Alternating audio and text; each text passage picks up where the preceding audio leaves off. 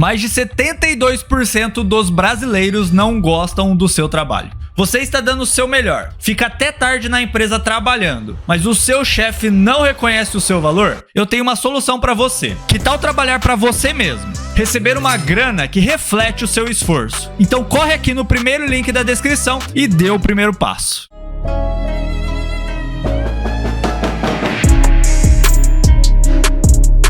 Uma coisa, eu sempre fui muito observador. Muito. E nessa época eu fui entendendo uma parada. Primeiro, que uma hora eu ia me formar e eu ia ter que dar um jeito na minha vida, tá? Podem comer aí, meu, podem comer aí. Não, é que aqui é difícil de comer, eu vou deixar pra depois. Eu ia me formar e uma hora eu ia ter que dar jeito na minha vida. Então isso foi um ponto. Mas o segundo ponto, cara, foi que eu comecei a entender uma coisa que talvez a galera não entenda e também não é muito valorizado. Que conhecimento é poder, cara. Você ter conhecimento, você ganha poder. Pensa assim comigo. Eu não tenho uma máquina. Eu não tenho um supermercado que é um produto físico. Eu não tenho uma máquina que faz pão ou que faz algum produto que eu venda. Eu não tenho nada disso. O que eu tenho é meu cérebro. O que eu tenho para oferecer para vocês hoje que estão assistindo é o meu cérebro. O que eu tenho para oferecer para 7 mil pessoas que estão lá no reservatório de dopamina é o meu cérebro. As pessoas estão lá, eu não tô dando nada para elas, além de conhecimento. E, cara, teve uma vez na graduação que eu entendi isso. Eu saquei, conhecimento é poder. Aí o que eu pensei? Se eu começar a obter conhecimento, eu vou começar a ser ouvido pelas pessoas. E muito provavelmente vai aumentar a chance de eu me dar bem na vida, pelo menos para conseguir. Eu nunca imaginei que ia chegar nesse nível, mas pelo menos eu consegui trabalhar, né, fazer minhas coisas. Então eu comecei a estudar. Resolvi começar a estudar.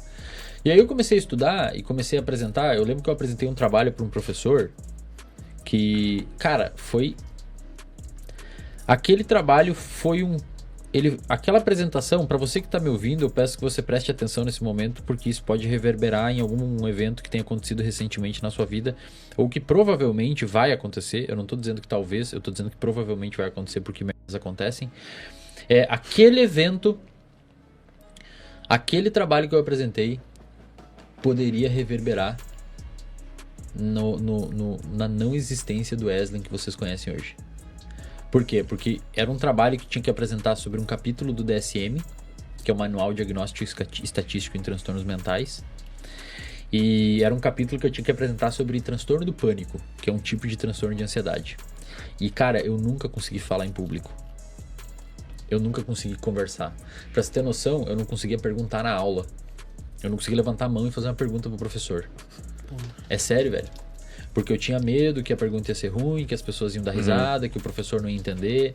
E eu optava por não falar. Um pouco do bagulho do desvalor, né? Eu me esquivava. Da crença. E aí eu fiz a pior coisa que alguém pode fazer no sentido de enfrentar algum tipo de ansiedade, que é me esquivar. Então eu me esquivava. Eu evitava sempre que podia. Eu tinha às vezes boas perguntas para fazer, eu não perguntava, me esquivava. Até que chegou um momento que eu tive que apresentar um trabalho. E, cara, ali foi foda. Porque eu me preparei, eu perdi sono, eu fiquei sem dormir. E era pra uma turma de 20 pessoas, velho. Fiquei sem dormir, fiquei mal, fiquei não sei o quê. Cheguei a apresentar o trabalho. Cara, sabe aquela sensação? Talvez quem tenha problema de ansiedade social saiba o que eu tô falando aí. É uma sensação, velho, de você... Cara, você quer fazer... Você quer que um carro te atropele, velho, pra você não falar. É um medo tão absurdo, mas tão absurdo. E tem trabalhos mostrando que pessoas com ansiedade social têm um aumento da atividade da amígdala, que é a região que detecta perigo, quando enxerga rostos. Normalmente as pessoas têm um aumento da atividade da amígdala quando enxergam um rosto ameaçador. Nossa. Então você vê um rosto assim, você vê um rosto ameaçador, você vê uma atividade aumentada da amígdala. Ou seja, aquilo é uma ameaça para você, é um perigo. A pessoa com ansiedade social aumenta a atividade da amígdala qualquer rosto. Em outras palavras, qualquer rosto pra ela é ameaçador. O cara tá sempre se esquivando. Nossa, velho, deve ser horrível. É foda, cara. Mas aí, o que eu fiz? Eu tive que... E aí, beleza? Obrigado por ter vindo. E aí eu tive que... O que eu tive que fazer? Apresentar o trabalho, velho. Esse aí é da minha equipe também. Ah, é? Não conhece. E aí, salve. Aí o que eu tive que fazer? Eu tive que apresentar o trabalho, cara. Porque não tinha que fazer. Não tinha que fazer. E era só tu. Era só eu. Cara, o que aconteceu? Eu cheguei a apresentar o trabalho. E eu não sabia falar em público, eu comecei a gaguejar, eu suava, eu tava lendo os critérios diagnósticos para transtorno do pânico, sudorese, taquicardia, nó na garganta, tudo eu tendo. Tava tendo no mesmo momento. Sério, velho. Os caras até acharam que tu tava interpretando, tá E sabe ligado? o que eu tava fazendo? A turma tava lá e eu tava assim, ó. Apresentando, olhando pro clássico de quem não sabe apresentar trabalho, apresenta olhando pros slides, não pra plateia. E leu o slide. Cara, o professor, talvez na inocência, se você me acompanha hoje, não sei, sabe que você foi um grande de um filho de uma puta. Tá? Mas beleza, tá tudo certo. Foi o que Deu uma rebaixada na foi cara. o que você poderia ter feito naquele momento, então eu não vou ficar bravo. Talvez tenha sido até bom o que você fez. Ele olhou pra mim e falou assim: cara, tá ridículo isso. Eu não tô entendendo. Nossa, eu não isso tô passa um entendendo. pouco, velho. Eu não tô entendendo o que você tá falando. Uhum. Não dá. Primeiro, olha pra plateia, não olha pro slide. E cara, eu tava num momento ali, velho, que eu tava totalmente vulnerável. Totalmente vulnerável. Imagina. Ali não era momento de fazer aquilo. Ele podia pegar depois, tipo, ele podia ter tido a sensibilidade Ter de dado perceber feedback que... e tal, cara, não é assim, faz assim. Pô, é graduação, né, velho? Se é no mestrado ou doutorado, beleza, dá uma puxada, mas, pô, na graduação. Aí, enfim, aí eu saí da apresentação e o João, que é um amigo que trabalha comigo hoje, a galera conhece, que sempre foi um bom comunicador, ele falou assim: meu, tem que melhorar isso aí, cara. A gente dividia apartamento na época. Hoje ele trabalha comigo na clínica e é meu sócio num outro projeto que a gente tá fazendo de uma clínica paralela. Então, olha, eu sempre trago as pessoas pra próxima a mim, que me ajudaram pra caralho. Isso é uma coisa que eu valorizo pra caralho, cara. Então o João me falou assim: cara, você tem que melhorar isso aí, velho. Você não vai conseguir as coisas na vida se você não melhorar essa parte comunicativa. E ele me falou uma coisa, talvez ele não lembre, mas ele me falou uma coisa Eu até me emociono.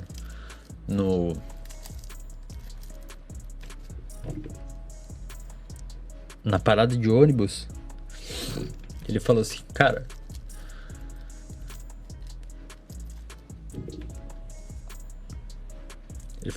nunca perca a chance de falar em público.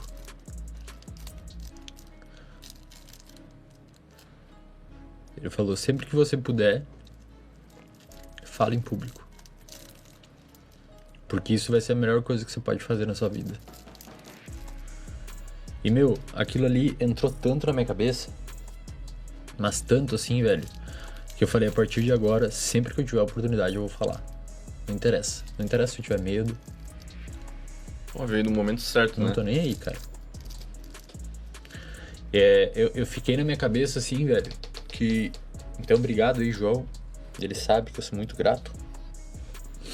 Inclusive, ele foi o primeiro que se beneficiou de tudo que eu tenho hoje, tudo que eu consegui. É a primeira pessoa que eu ajudo sempre, do ponto de vista de trabalhar comigo. Até antes de eu ter clínica formalizada, eu direcionava o paciente para ele.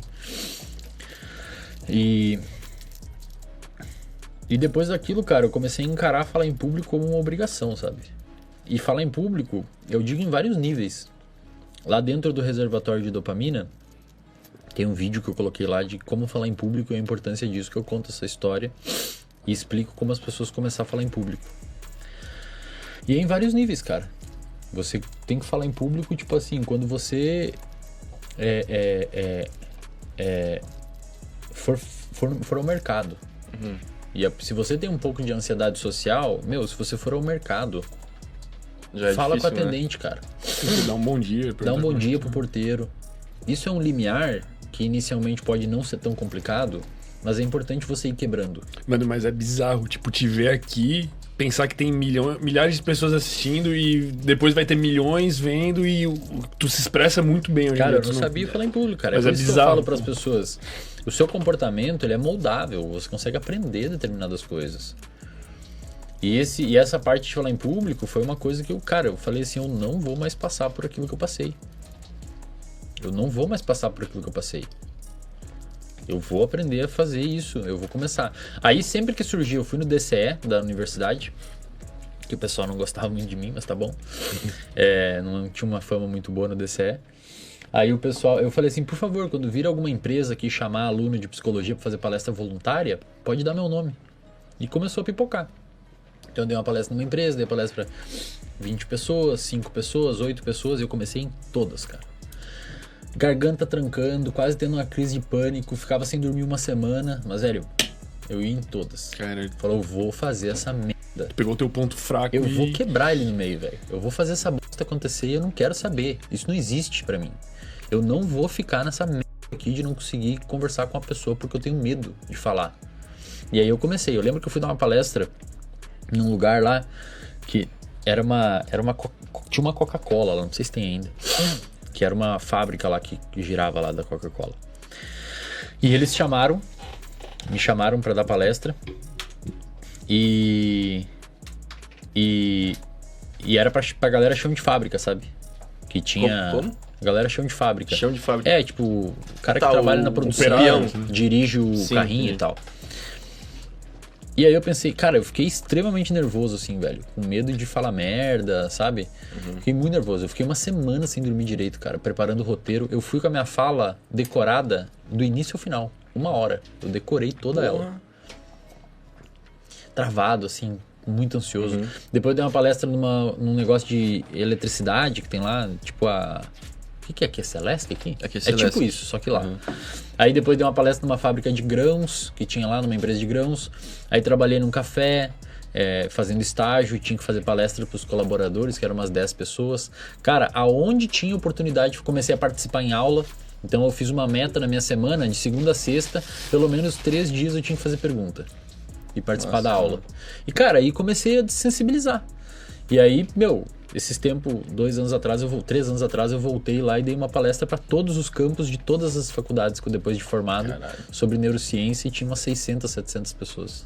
Porra. Aí tu já tava mais desenrolado. Bem mais de boa, cara. Hoje em dia tu sente assim um pouquinho ainda? Muito pouco, velho.